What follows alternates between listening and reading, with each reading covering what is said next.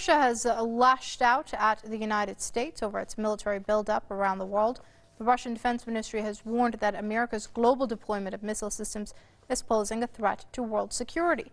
The ministry says such installments would trigger a new arms race. It also says the batteries are aimed at containing Russia and China.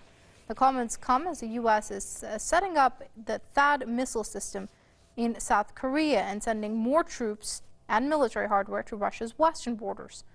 China has strongly objected to the move, saying the system's powerful radar can target its territory.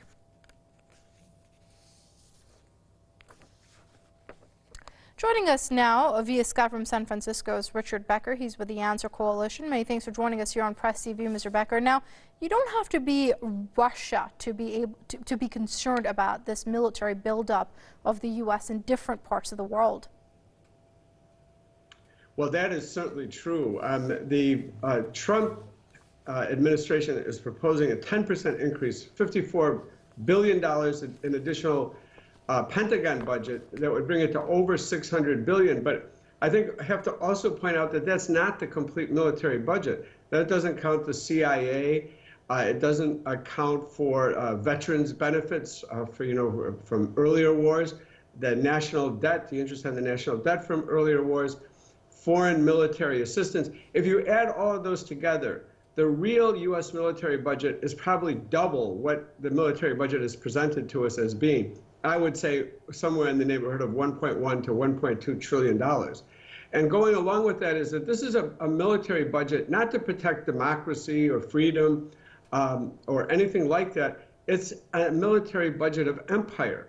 And the way you can see that is by the fact that the United States has more than 800 foreign military bases scattered all over the world. Well, Mr. Becker, up until now, the explanation or excuse given for these bases or deployment of missile systems, for example, is that it keeps America and its allies safe. What would you say to that? Well, in fact, it poses the greatest danger to humanity of anything that we could imagine.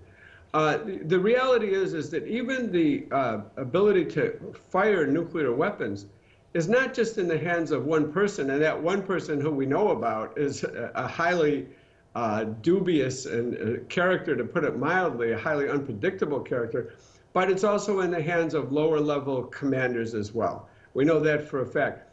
There needs to be disarmament, real nuclear disarmament. We've had this focus over the years on Iran and whether Iran was developing nuclear weapons, and the government always said that it wasn't developing nuclear weapons. But the fact that so much attention would be focused on a country that does not have nuclear weapons by everyone's admission, and no focus on the fact that the United States is now projected to spend over $1 trillion in the next 10 years modernizing, as they put it, and I will put that in quotation marks, its nuclear arsenal. That poses a danger of really being able to end life on Earth if those nuclear weapons were to be used. Well, Mr. Becker, also one thing that Russia did raise was that this encourages an arms race in different regions, particularly in volatile ones. We are already seeing North Korea, for example, pointing at U.S. interference in the region as the sole cause for its own nuclear program. Well, of course. I mean, in 2001, the new U.S. ambassador to the UN at the time, John Bolton, appointed by George W. Bush, said that when asked, what is your policy toward North Korea, he said, no North Korea. The next year, in his State of the Union message, President Bush said that Iran, Iraq, and North Korea were a new axis of evil. I mean, that was ridiculous. It was a foolish thing to say, but then it went on to destroy Iraq. And so what are other countries, what's the lesson that other countries are going to gain from that? It's that there was no justification for that attack on Iraq, and there would be no justification for an attack on Iran or on North Korea.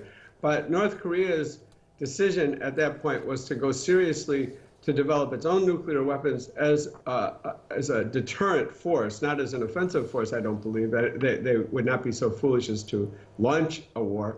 But to not have the deterrent made it appear, I think, to many countries in the world that were on the U.S. hit list that, they are in grave danger. Okay, let's leave it there for now. That's Richard Becker. He's with the Answer Coalition, joining us via Skype from San Francisco. Mr. Becker, thank you very much indeed for your comments here on Press TV.